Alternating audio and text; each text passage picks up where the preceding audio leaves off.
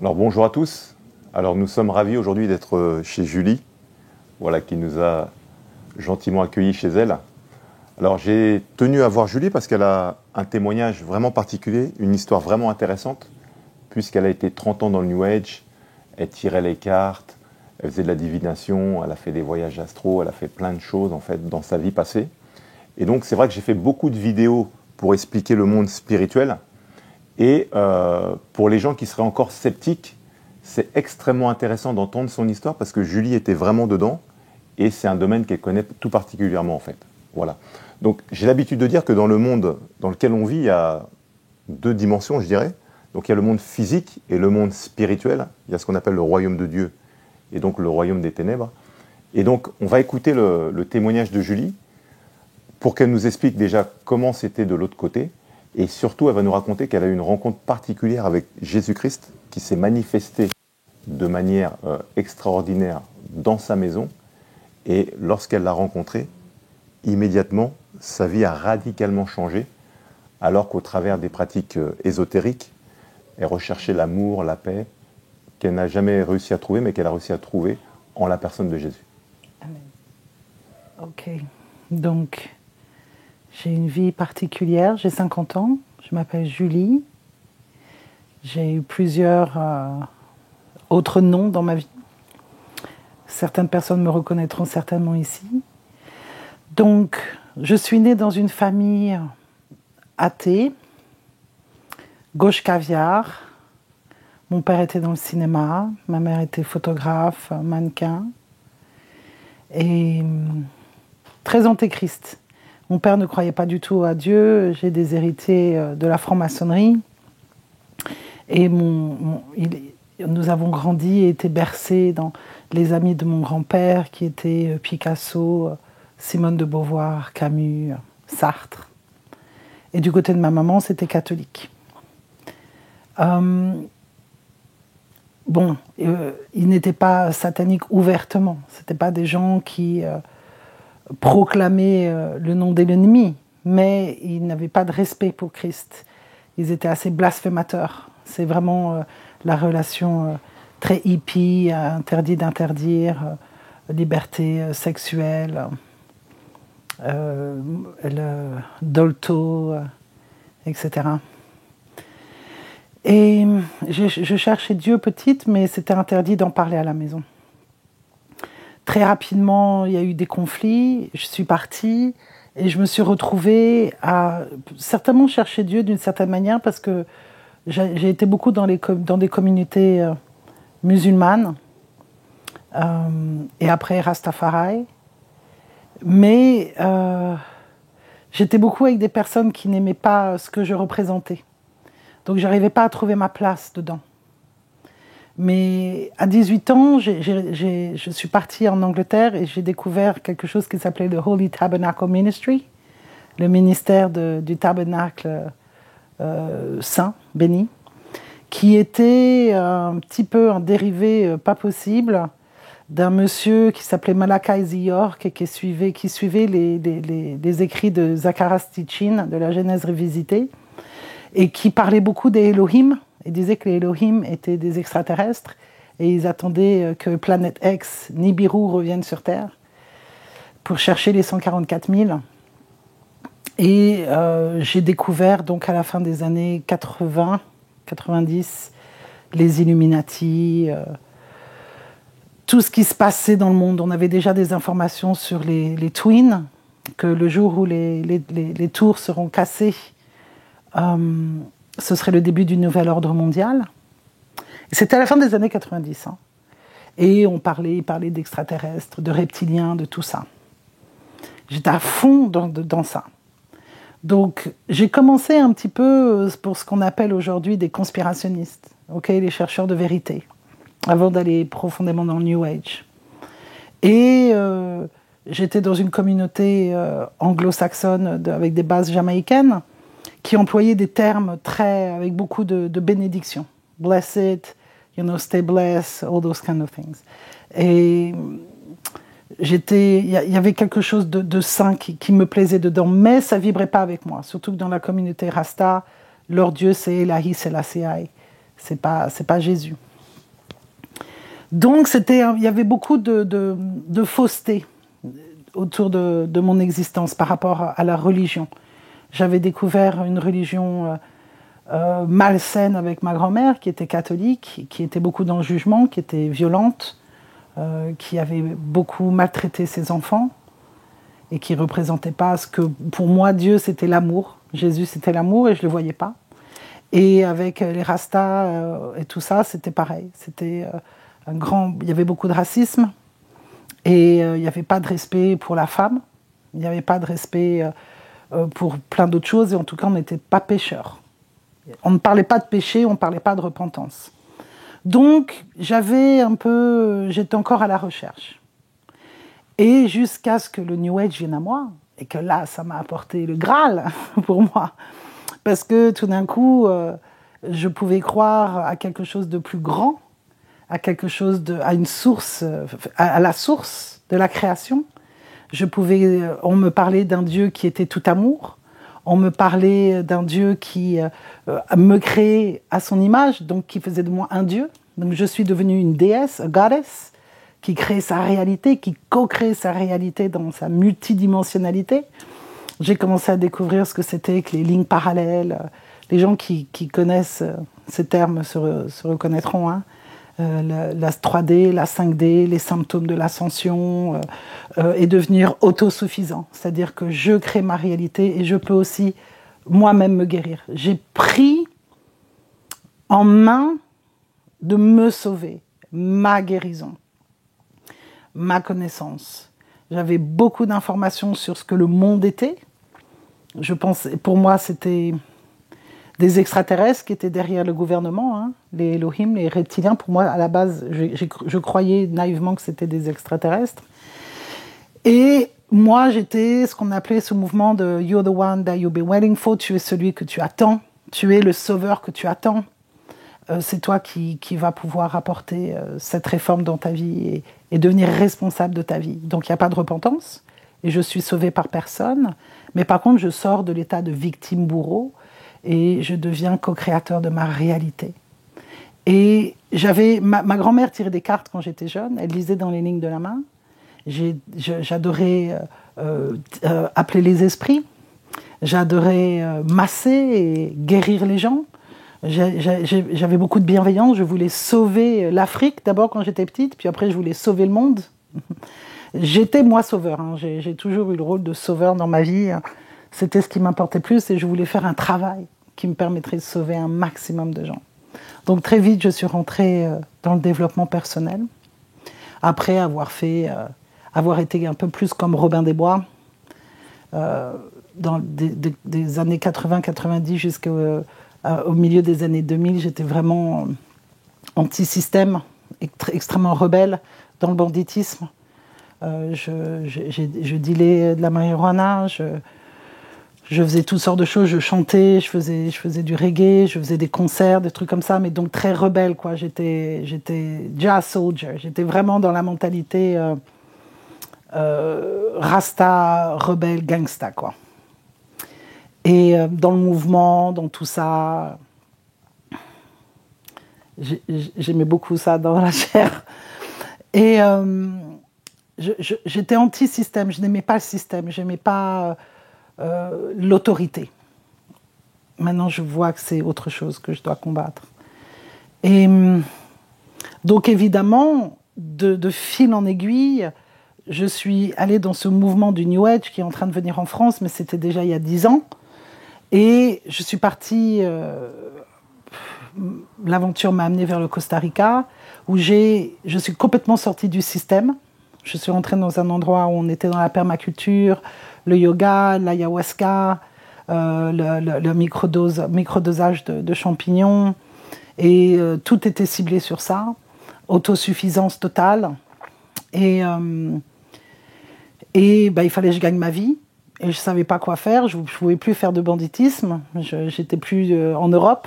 Donc, je connaissais moins J'étais en Amérique du Sud, c'était un peu plus chaud. Hein. Si je commençais à faire des trucs comme ça là-bas, ça n'aurait pas été la même chose qu'en Europe.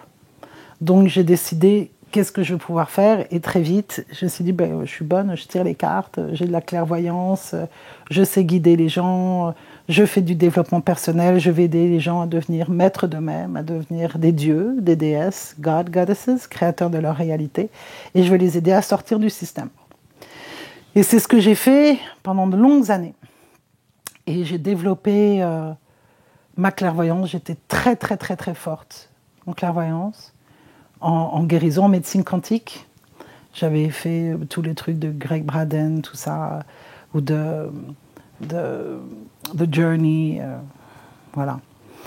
Et très très douée, ça marchait vraiment bien.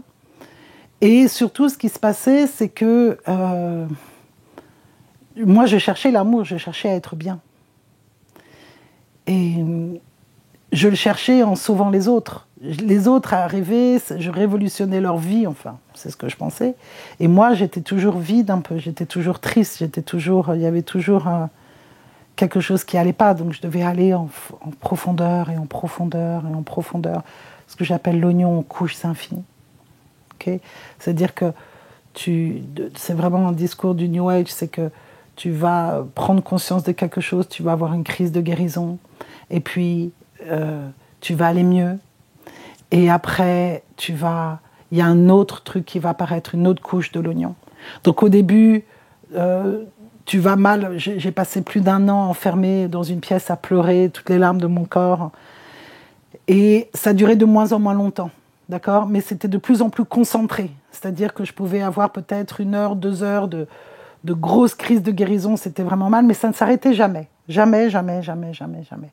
Alors, je pouvais aller guérir l'enfant intérieur, je pouvais faire toute forme de session, de visualisation créatrice, de faire attention.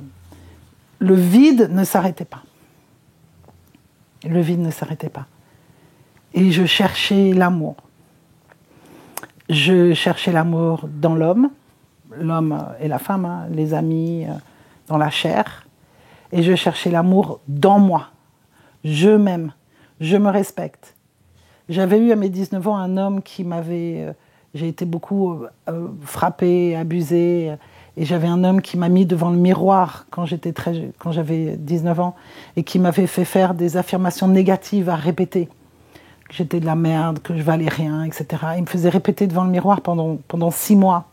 Et ça m'avait transformée de manière très négative par rapport à mon amour-propre. Par rapport à mon amour-propre. Et donc, j'ai découvert le travail de Louise Hay, You can change your life, you can heal your life. Tu peux transformer ta vie, de faire des affirmations positives devant le miroir. C'est plus que de la méthode Coué, hein, c'est vraiment un reconditionnement cellulaire et de parler, d'autoproclamer, de guérir par soi. Et j'y arrivais, j'allais mieux. Mais je n'avais toujours pas d'amour dans ma vie, j'étais toujours pas en paix. J'avais pas de paix. On fait un petit résumé aujourd'hui, parce que sinon c'est 4 heures d'interview. Jusqu'à ce qu'il y ait 1 an, c'est vraiment un grand saut, hein. Mais il y a 1 an, j'étais devant mon ordinateur, alors je fais beaucoup de vidéos, on m'interviewe beaucoup, j'ai beaucoup de clients, j'accompagne, je voyage, je fais plein de choses. Et je suis devant mon ordinateur et tout d'un coup, il y a une présence qui apparaît, que je sens apparaître. Et je vois, je sais, c'est-à-dire que la présence vient avec un savoir. Et le savoir, c'est que c'est la Trinité, c'est Dieu. C'est Dieu, le Père, le Fils et le Saint-Esprit. Et je suis tellement révérencieuse face à la majesté qui s'est présentée à moi que j'étais obligée de me mettre à genoux instantanément et de me repentir instantanément. Le repentir, c'est quelque chose que j'ai connu toute ma vie. Assumer mes fautes, j'ai connu ça toute ma vie. M'excuser, j'ai connu ça toute ma vie. Mais je ne savais pas à quel point j'étais orgueilleuse. J'ai su instantanément à ce moment-là que Dieu existait vraiment. Que ce n'était pas l'univers, ce n'était pas la source J'étais pas co-créateur avec lui en tout cas. Quand je l'ai vu, c'était clair qu'il y a lui et il y a moi. Il n'y avait pas de co-création, on est potes. Non. Donc je me suis immédiatement repentie. Immédiatement. Mais la chose qui a été extraordinaire, c'est que d'abord, je me suis repentie parce que l'amour que j'ai ressenti de cette présence a été phénoménal. C'est l'amour que j'ai cherché dans toutes mes relations, dans chaque moment, chaque existence, chaque seconde de ma vie. Tout le travail que j'ai pu faire, toute l'aide que j'ai apportée à autrui, toute la bienveillance, tous les voyages que j'ai faits, c'était là, chez moi, dans mon appart, gratos, j'avais rien à faire, il s'est pointé, boum, et j'ai été aimée et pardonnée sur le champ. Mais pour être pardonné, il faut avoir fait quelque chose pour être pardonné. Et en me pardonnant, il m'a montré toutes les choses où je m'étais trompée. Toutes les choses où j'avais fauté, où j'avais, par orgueil, choisi autre que lui. Choisi l'autosuffisant, choisi d'être mon propre sauveur, choisi d'autres dieux, d'autres démons, guérir les gens, chasser les démons, mais avec des démons, pas avec lui. Et là, ça a été phénoménal. Ça a changé toute ma vie. J'ai tout arrêté. Et aujourd'hui, je ne sers que lui. Il est mon maître absolu. J'ai ressenti la paix aussi. J'avais pris du DMT, j'avais fumé de la beuh pendant des années, je m'étais envoyée en l'air. J'étais allée partie faire des méditations, j'étais dans la jungle à communier avec les arbres, avec les fées, avec la petite souris. Tout ce qu'on veut, une paix comme ça, non. J'ai compris ce que c'était que le prince de la paix. J'ai été pacifiée. J'ai été pardonnée, j'ai été remplie. Remplie. Et tout ce que j'ai voulu faire à partir de là, c'est qu'est-ce que je peux faire? Et la chose qui est merveilleuse quand même dans le fait qu'il m'ait autorisé à faire des expériences interdites de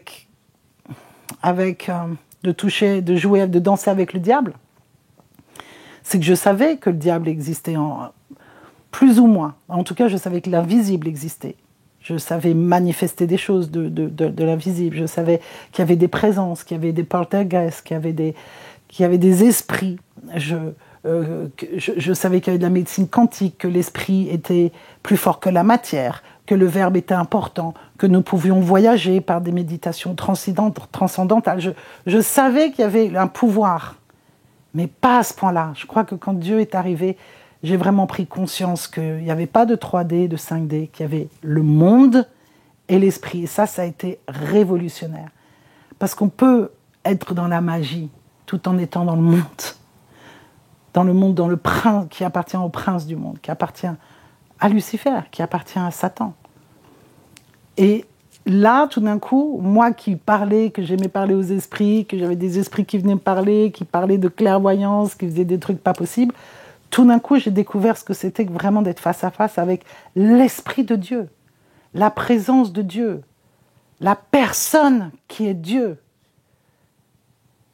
Et de se laisser être possédé, je pourrais dire. Il me possède. Ce n'est pas la même possession qu'avec des démons, mais d'être vraiment en relation. En relation, c'est quelque chose qui est tangible, qui est palpable. C'est physique, c'est présent. La présence, quand elle descend, l'atmosphère change véritablement. Et comme j'avais déjà des notions de ça, j'ai été décoiffée par... Il n'y a rien qui joue avec ça. Et j'ai rencontré des démons dans ma vie, des sorcières, et des mages, et plein de choses comme ça. Mais ça dépasse tout. Ça dépasse tout. Et il n'y a rien de mieux pour moi que de servir cette force-là aujourd'hui. Et de continuer ce que j'ai toujours voulu faire, c'est-à-dire guérir, accompagner, enseigner, aimer, soigner, chasser les démons. Alors là, je kiffe. Il n'y a rien de plus excitant pour moi que chasser des démons. Mais vraiment par Jésus-Christ. de voir comment il chasse les démons à travers moi, comment il apporte son autorité, sa magie, sa présence, sa majesté. Et je vois comment il restaure toutes mes relations, il restaure ma relation avec moi-même. Et c'est juste magique. Je suis impatiente de voir le reste. Ça fait qu'1 an. Donc voilà, c'est mon histoire.